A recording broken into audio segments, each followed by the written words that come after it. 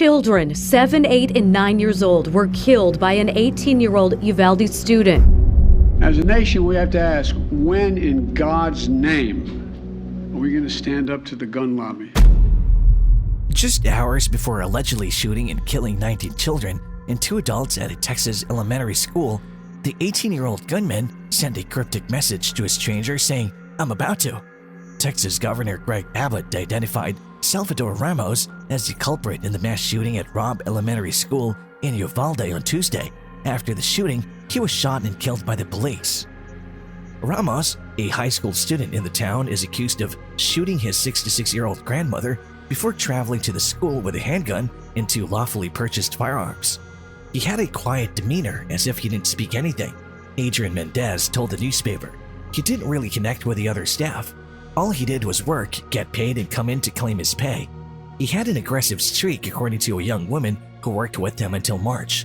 He'd be disrespectful to the females and one of the cooks on occasion, threatening them by asking, "Do you know who I am?"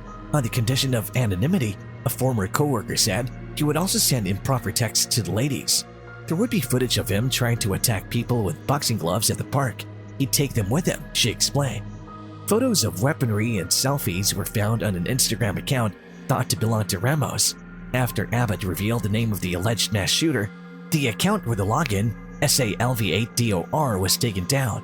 A mirror selfie of Ramos in a sweatshirt, a blurry black and white close-up of his face, and a first-person photograph of a person holding a handgun magazine in their lap make up the account's only grid post. The same account posted a photo to its stories showing 2 weapons resting side by side. Another user was tagged in the photo by the account. Ramos was a random stranger who tagged her in the gun photo and messaged her saying he had a little secret, according to that user, at @Epnewpukes. The Instagram user, who claimed she didn't live in Texas, questioned why he tagged her in the photo of the firearms and described it as frightening. On May 12, @Salidor direct messaged the girl saying, "You're going to repost my gun images." On Friday, she said, "What do your firearms have to do with me?" He said, "I just wanted to tag you." "I'm about to." @Salvador messaged her at 5:43 a.m. Tuesday. "About what?" the girl inquired, to which he replied, "I'll tell you before 11. He promised to text her in an hour and urged her to do so. He messaged with a smiley face emoji covering its mouth. "I got a tiny secret I want to tell you." He never revealed his secret to the girl. "I'ma air out," he said in his last message, which was sent at 9:16 a.m. Around 11:43 a.m. local time, Robb Elementary School was placed in lockdown after gunshots were heard in the area, according to school officials on Facebook. The school reported an active shooter at the area about a half hour later, and he was in police custody at 1:06 p.m. According to the Uvalde Police Department's Facebook page, Ramos was fatally shot by police at the scene, according to Abbott. According to officials, Ramos purchased 2 semi-automatic rifles from Oasis Outback, an outdoors and hunting business in Uvalde's main street that's linked to a restaurant, on May 17th and 20, immediately after celebrating his 18th birthday on May 16th. Texas State Senator John Whitmire informed the Austin American-Statesman that Ramos also bought 375 rounds of 5.56 ammo. Authorities claimed the armed kid trapped himself inside a 4th-grade classroom and shot the instructors and students who were huddled inside after barging into the school. Ramos is accused of shooting one girl as she attempted to contact 911, leaving her closest friends drenched in her blood. Before the deadly shooting, the 18-year-old reportedly had an altercation with his grandmother over his failure to graduate from high school.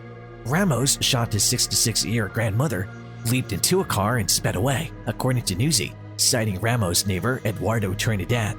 Trinidad later informed the Post that he did not personally overhear the fight when contacted for comment. Trinidad went to the grandmother's house after hearing a ruckus on Tuesday, where other neighbors told him about the feud he claimed.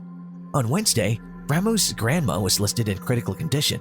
Ramos' grandfather, Ronaldo Reyes, 72, told ABC News that he had no idea his grandson had bought 2 AR-15-style guns or that they were in the house. Ramos had no known mental health difficulties, according to Abbott, who added that the sole information that was known ahead of time was posted by the gunman on Facebook soon before the incident. The first post, which was made around 30 minutes before Ramos arrived at the school, was about wanting to shoot his grandmother, according to the governor.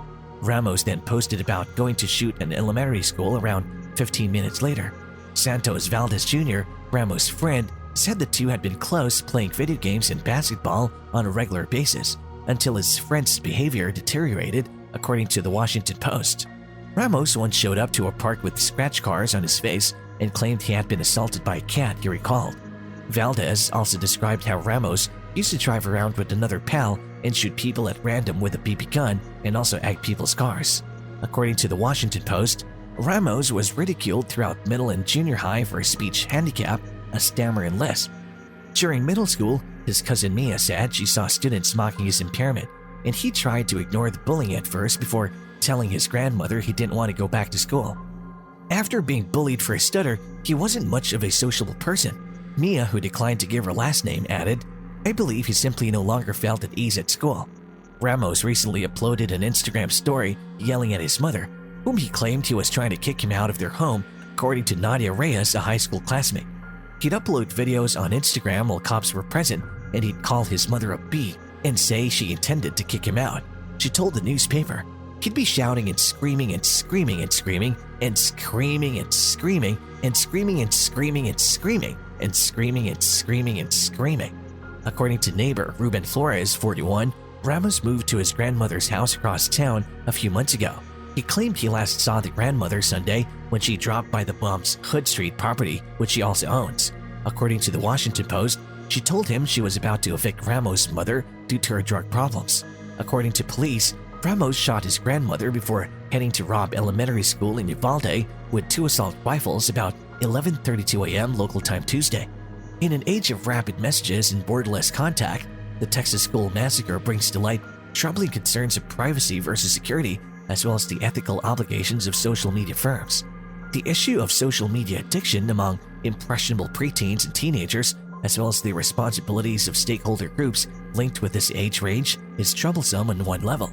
Social media use, as well as the likes and comments created by posts, has been proven to stimulate the release of dopamine in the brain in the same way as delicious food, sex, and drug misuse do.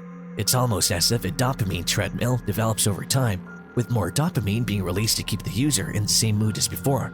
The Texas shooter, who was a teenager at the time of the attack, had a history of bullying and had been bullied at the school he targeted. He's said to have a minor accident. Before he shot her, he had a fight with his grandma over a phone bill. He then went on to boast about his accomplishment. In a private message to the German adolescent, he also stated that he planned to carry out the school shootings. His previous public postings had been equally frank, but they had gone unnoticed. One can only speculate on the emotional scars that the German adolescent who interacted with the gunman may bear for the rest of his life. Yes, there's a need for discussion on gun laws in the United States. Educational institutions and social media firms, on the other hand, are both implicated in the terrible tragedy that occurred, claiming the lives of young people. It's past time for platform businesses to consider the long-term viability of business models that profit from the addictive nature of such platforms, particularly among impressionable minds for narrow commercial gain. And that's all we have for today. Thanks for watching. If you enjoyed watching the video, please like, share, and subscribe to the channel for more such exciting content.